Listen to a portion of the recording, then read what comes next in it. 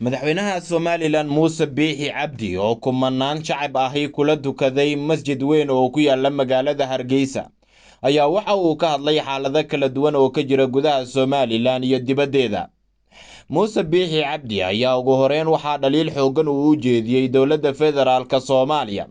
isagoo fariin kulul u diray dowladda Sacuudiga. Muuse Biixi ayaa yiri waa wax aad looga xumaado in xilligan la siyaasadeeyo xajka dadka reer Somaliland.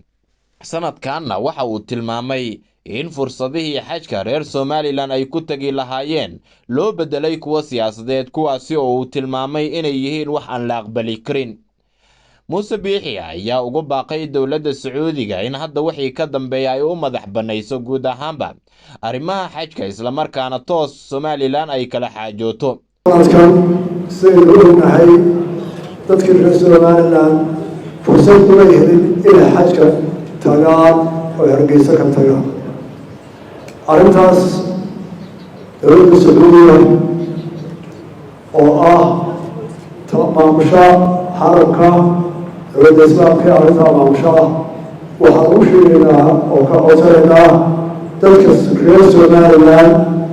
maanta dhacday inaanay ugu dhicin islaamka lagu qaybiyo xajka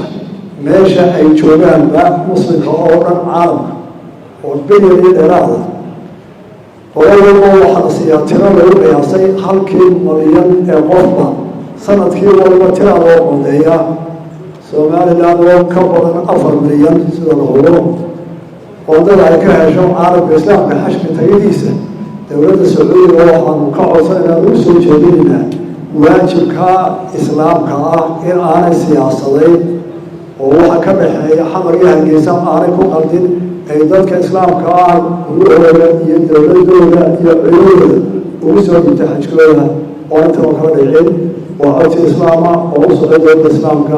cidna arrinta waxa loo fadhiyo